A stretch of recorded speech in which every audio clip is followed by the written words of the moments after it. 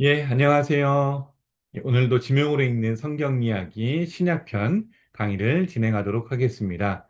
우리 지난주에 이제 온라인으로 우리 교회 행사들로 인하여 온라인으로 강의를 진행했는데 그 벳세다 들판에 대한 내용을 통하여 이 성경 속의 오병이어 사건을 좀 나누었었죠.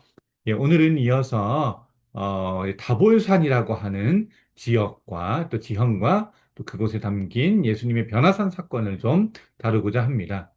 우리 성도님들에게는 다볼산, 어떻게 좀 익숙하신 지명이신가요? 아니면 좀 낯선 지명이신가요? 성경에서 몇 번 등장하기는 하지만 사실 우리에게 있어서 그렇게 익숙하게 들리는 곳은 아닌 것 같습니다. 예, 다볼산이라고 하는 곳, 이 다볼산이라고 하는 그 지역은 이 갈릴리 호수 서남쪽에 위치해 있고요. 어, 어떻게 보면 높은 산이면서도 또 우리나라의 기준에서는 그렇게 높지 않은 산처럼 보일 수는 있거든요. 예, 원뿔형 산으로 되어 있고요. 높이가 588m. 이스라엘 지역은 주로 평지로 좀 이루어져 있다 보니까 특별히 갈릴리호수 주변은 더더욱 그렇죠. 그래서 거기에서 봤을 때 높이가 약 588m 되는 이 산이 어느 방향에서도 잘 보이는 바로 그러한 산세입니다. 그리고 주변의 아름다운 경관으로 인하여 5세기에 활동했던 교부 제롬은 이 다볼산을 보면서 이렇게 표현을 했죠. 경이롭도록 둥글고 높은 산이다. 이 지도를 보시면 이제 우리가 계속해서 살펴보다 보니까 어느 정도는 조금 익숙해지지 않았을까 생각합니다. 특별히 예수님께서 여러 공생의 사역을 감당하셨던 지역들이 이 갈릴리 호수 주변에 다 위치해 있다. 이 가버나움이라는 도시부터 시작하여 지난주에 봤던 베세다 들판, 이 주변에 위치한 여러 도시들, 그리고 이제 갈릴리 호수 더 서쪽으로 다볼산보다도 더 서쪽에 있죠. 나사렛이라는 예수님의 고향과 같았던 바로 이 동네. 그리고 이 요단강을 쭉 타고 내려가다 보면 이 밑에는 사해가 있게 되고 또 그 사해와 요단강 서편이죠. 요단강 서편에 위치한 요 사마리아나 세겜과 같은 여러 또 도시들. 자, 이제 우리가 이제 조금씩은 이 성경 지역들을 이제 좀 접했을 때, 여기에서는 이러한 일이 있었구나라는 성경의 이야기들이 좀 떠올랐으면 좋겠다 생각을 합니다. 예, 오늘 이 다본사는 특별히 예수님의 변화산 사건, 예수님께서 기도하러 올라가심으로 또 거기에서 변무하신 사건으로 잘 알려진 바로 곳입니다. 예, 그런데 이 변화산에, 특별히 예수님의 이 변화산에 대한 이 학설이 좀 있는데요. 특별히 이 변화산의 위치에 대한 학설이 크게 두 가지가 있습니다. 첫 번째는 바로 우리가 오늘 살펴본 예수님의 변화사는 바로 이 다볼산이다라고 하는 학설이 있고, 이 갈릴리호수에서 더 북쪽에 위치해 있는 가장 또 이스라엘 지역에서 높은 산이라고 할 수 있는 헐몬산, 헬몬산이 있는데 바로 이 변화산은 헬몬산이다라고 하는 학설들이 있습니다. 이 변화산 사건이 베드로의 신앙 고백, 가이사랴 빌립보에서 했던 베드로의 그 유명한 신앙 고백 있잖아요. 주는 그리스도시요 살아계신 하나님의 아들입니다라고 하는 바로 그 유명한 신앙 고백이 이 가이사랴 빌립보에서 있었는데 이 신앙 고백 이후에 성경에 보면 변화산 초반의 사건에 보면 마태복음 7장, 마가복음 9장, 누가복음 9장에 나오는데 엿새 후에 그리고 누가복음에서는 8일쯤 되어라고 되어 있거든요. 그래서 이 가이사라 빌립보에서 엿새 또는 6일에서 8일 정도의 거리로 봤을 때는 더 헐몬산이 가깝다, 맞지 않겠느냐. 다볼산은 그 정도 거리라고 하기엔 너무 멀다, 멀리 위치해 있기 때문에 맞지 않다. 뭐 이런 여러 주장들로 인해서 두 가지 학설이 존재하지만 지금으로서는 저희가 더 다볼산이 가깝다라고 보고 있고요. 위치가 뭐 어떻게 됐든 우리에게 있어서도 이 변화산에 대한 또 내용을 더 집중하고 살펴보는 데 의의를 두시면 좋겠다 생각합니다. 예, 다볼산. 예, 이 사진에서 보시는 것처럼 아까 말씀드렸듯이 이제 우뚝 솟은 원뿔형 모양이고 어느 주위에서도 쉽게 볼 수 있는 모형이죠. 히브리어로 이 하르 타볼이라고 되어 있는데요. 하르 타볼이라는 뜻은 높은 산이라는 뜻을 가지고 있습니다. 자, 그래서 구약 성경 속에 나타난 다볼산은 이 스불론 지파, 납달리 지파, 이사갈 지파, 이스라엘 12개 지파 중에 이 세 개 지파의 경계에 위치해 있는 것이 이 바로 다볼산입니다. 이 다볼산을 경계로 해서 스불론, 납달리, 이사갈의 이 지파 경계를 이제 만들게 되거든요. 자, 그리고 사사기 4장 6절에 보면 사사기 4장은 이제 우리가 잘 아는 사사 드보라의 이야기입니다. 드보라와 바락이 하솔의 가나안 왕이었던 야빈과 시스라와 대적해서 싸우는 그 전쟁의 내용이 있게 되거든요. 그때 이 다보릴산이라고 하는 지명이 등장하게 됩니다. 자, 그리고 예레미야 46장 18절에 보면 느부갓네살 왕의 군사력을 이 다볼산에 비유를 합니다. 그만큼 느부갓네살 왕의 군사력이 대단하다. 너무나도 훌륭하다, 최고다라고 하는 건데, 이 예레미야 46장 18절에 보면 그가 과연 산들 중에 다볼같이, 그러니까 그만큼 여러 산들 중에 다볼처럼 높다, 최고다, 좋다라고 하는 뜻의 비유를 하였습니다. 자, 그리고 우리 이제 신약 성경 속에서 나오는 이 다볼산에서는요, 아까 말씀드렸던 것처럼 변화산 사건이 가장 큰 이제 이 다볼산의 핵심 사건이죠. 마가복음 17장, 마태복음 17장, 마가복음 9장, 누가복음 9장이 세 개 이 공간 복음 속에서 똑같이 변화산 사건에 대해서 다루고 있는데요. 주 4세기 후부터는 이 순례객들이 찾기 시작해서 또 중요한 성지 중에 하나로 많은 사람들이 찾고 있습니다. 특별히 변화산 사건, 이런 신학적 의미, 또 성경에 대한 의미는 계속해서 살펴보겠지만, 이 베드로와 이 두 명의, 또 베드로, 또 야고보, 요한, 이 세 명의 제자가 예수님의 변모하시는 모습, 참 모습을 보고 또 하나님의 음성을 직접 듣는 영적인 체험을 하게 되었다라는 데에 큰 의의가 있죠. 또 그리고 더 깊은 내용은 이어서 계속 살펴보도록 하겠습니다. 예, 그래서 이 다볼산에 올라가 보면 이제 변화산 기념교회 이처럼 변화산 기념교회, 뭐 변모 기념교회라고도 불리는데 이 변화산 기념교회가 위치해 있습니다. 4세기, 아까 전에 뭐 5세기 또 교부 제롬에 대해서도 얘기를 했는데, 4세기 비잔틴 시대에 이곳에 교회를 지었는데, 이제 그게 다 무너지게 됐거든요. 여러 전쟁들로 인해서. 근데 그 교회 터 위에 다시금 약 한 100여 년 전에, 1921년, 이탈리아에 있는 프란체스코 수도회에서 이제 이 기념교회를 다시금 이제 짓게 되었습니다. 뭐, 너무나도 지금 이렇게 저희가 사진으로만 봐도 너무 아름답고 너무 성스럽게 보이잖아요.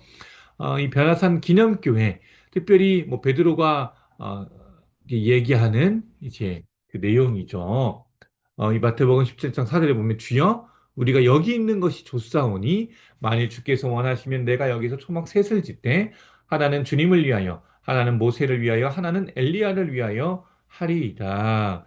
자, 이 말씀은 곧 본인들도 이곳에 머물고 싶어 하는, 그러니까 물론 왜 이렇게 말씀했는지, 말을 했는지 자기들도 모른다라고 성경에서는 기록되지만 아마 그 예수님께서 변화하시고 변모하신 모습을 보면서 너무 황홀하고 경이롭고 또 그 모습에서 우리가 이대로, 그냥 여기 이대로 멈춰서 살았으면 좋겠다라고 하는 그런 모든 어떤 감정의 표현을 이렇게 한 것이겠죠.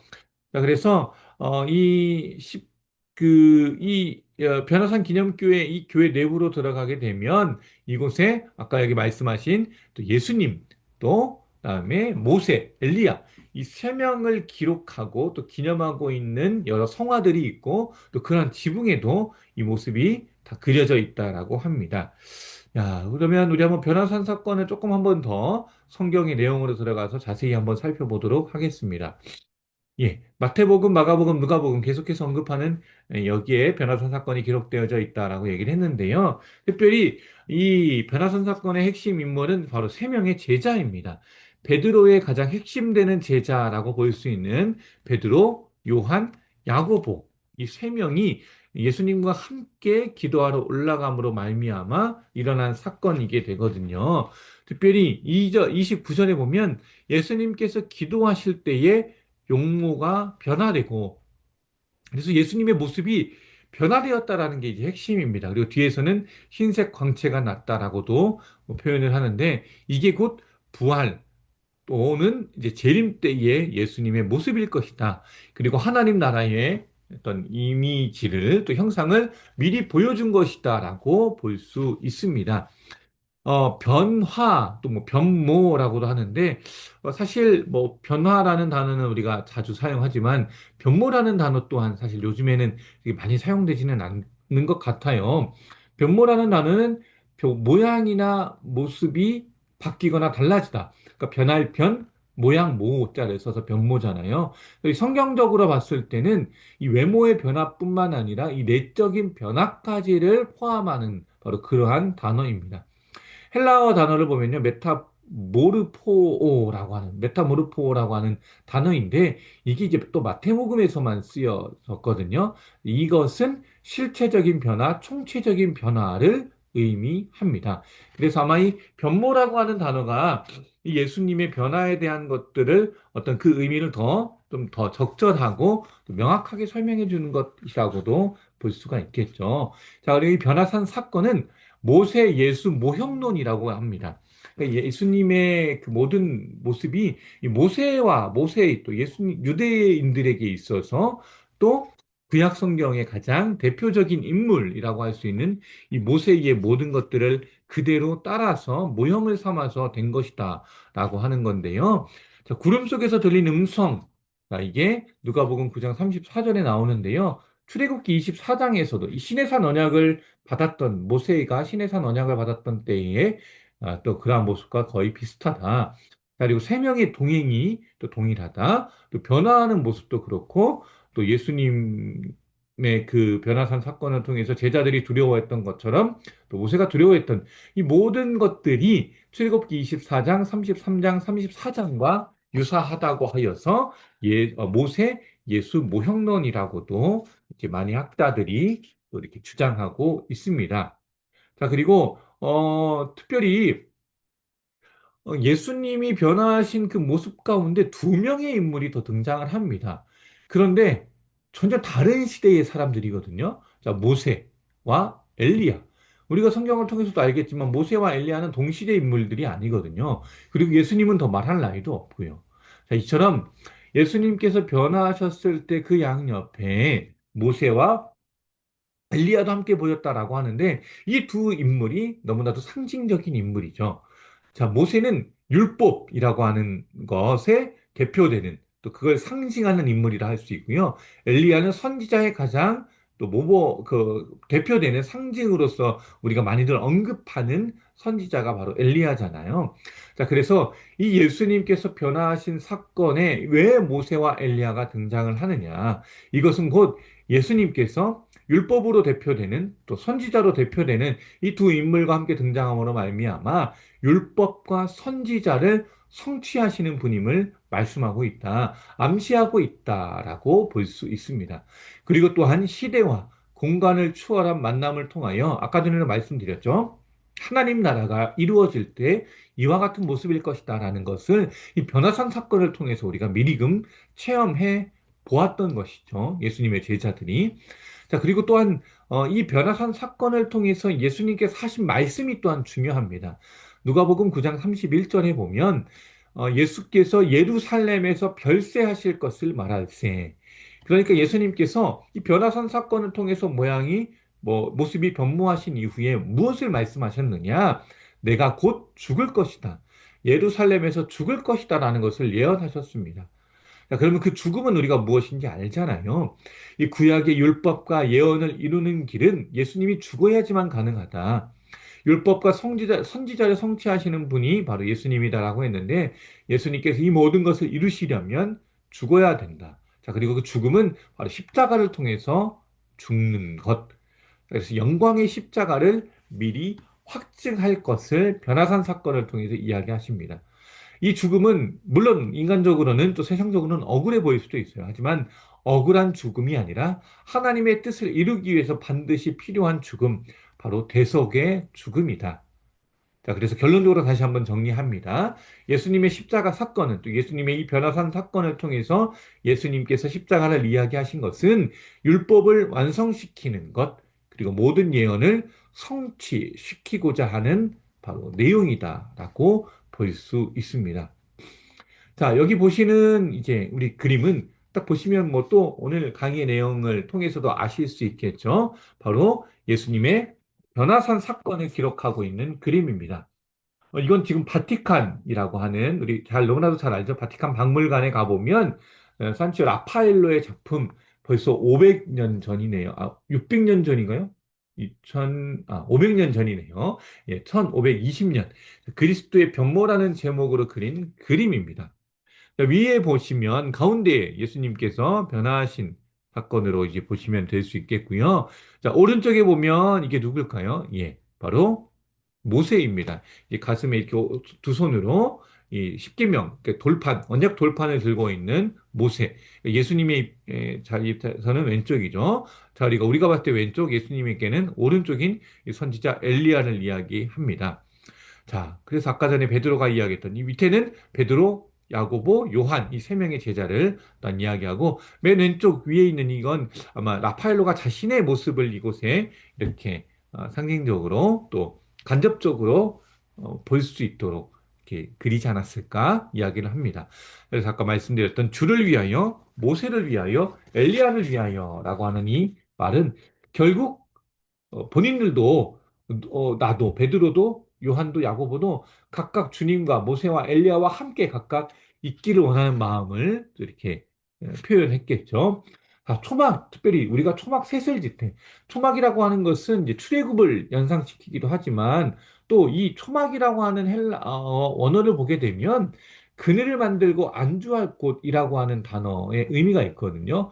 그러니까 이 제자들은 초막을 통해서 내가 지금 너무나도 행복하고 경이롭기 때문에 지금 이 자리에서 함께 있고 싶다라고 하는 마음을 이 초막이라는 단어를 표현해서 이야기를 했다라는 거죠. 그러니까 정착을 위한 거주지라는 의미로서의 이 초막, 그러니까 얼마나 좋았으면 계속 이 상태로 있고 싶다라고 이 제자들이 표현했다라는 거죠. 하지만 예수님께서는 이 변화산, 이 변모산 위에서 계시면서 안주하는 것이 아니라 다시금 산 아래로 돌아와 나머지 제자들과 또 수많은 또 무리들, 이제 복음을 전해야 되고 예수님을 믿고 구원받아야 될 사람들을 위한 사역들이 필요하잖아요. 그게 또한 오늘날의 우리 성도들의 또 사명이기도 하고 예수님께서 우리에게 명령하신 내용이기도 하죠. 그 다음에 이제 이는 이어서 이제 예수님께서 이 예수님의 그 변화 사건에 이어서 나오는 말씀이 하나님의 음성이 들리게 되거든요. 이는 나의 아들 곧 택함을 받은 자니 바로 예수 그리스도죠. 너희는 그의 말을 들으라. 베드로와 이 야고보 요한이 이 음성을 듣게 됩니다. 이 하나님의 음성을. 택한 자라고 하는 표현은 이사야 42장에서도 언급되는 내용인데 바로 여호와의 종으로서 대속의 고난을 당할 것을 알려주고 있잖아요. 그렇기 때문에 바로 이 택한 자라고 하는 똑같은 음성이 하나님을 통해서 들렸다. 자, 그리고 예수님께서 모세와 같은 선지자임을 신명기 18장에서도 이야기하고 있습니다. 예, 우리가 좀 다소 어렵게 느낄 수도 있는 이 변화산 사건이 있지만, 그래도 이 내용을 살펴보면, 하나님의 모든 대속, 그다음에 구속의 이 예언들이 성취되는 사건이다라고 보시면 되겠습니다. 자, 그리고 누가복음 9장 36절에 보면, 소리가 그침에 오직 예수만 보이더라. 변화산 사건이 다 정리되고 난 다음에는 남는 건 결국 또한 예수 그리스도밖에 없다라는 거죠. 우리의 삶 가운데서도 오직 이렇게 예수님만 바라보고 또 다른 것들보다도 주님을 바라보며 살아가야 됨을 또 의미하고 있습니다. 예. 오늘의 강의, 이 변화산 사건의 중요성을 언급하면서 다시금 정리하면서 강의를 마치도록 하겠습니다. 이 변화산 사건이 왜 그렇게 의미가 있고 중요하냐?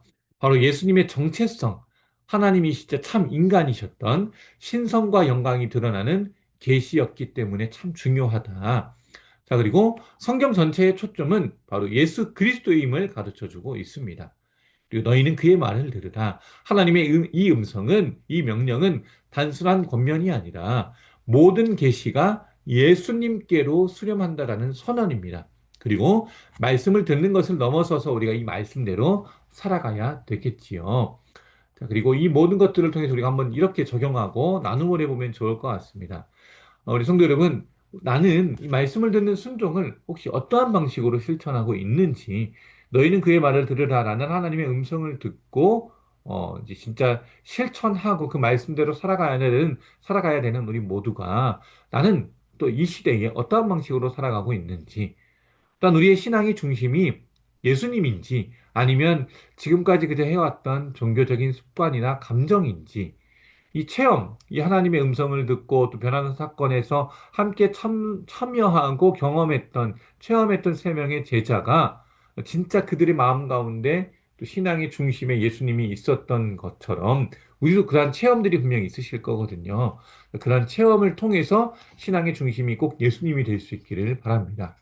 그리고 고난 중에서도 우리가 예수님의 영광과 하나님의 음성을 신뢰하고 있는지, 오늘 이 변화산 사건을 통해서 살펴본 내용을 가지고 우리가 다시금 우리의 모습을 좀 돌아보고 또 우리가 우리의 신앙적인 체험을 통해서 하나님을 더 따르고 신뢰할 수 있는 우리 모두가 될 수 있기를 간절히 소망합니다. 예, 오늘 강의 다볼산을 중심으로 한 예수님의 변화산 사건을 간략하게 살펴보았습니다.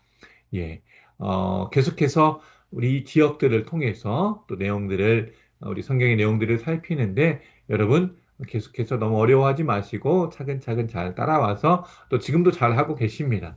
앞으로도 남은 강의를 통해서 내용을 계속 살펴볼 수 있으면 좋겠습니다.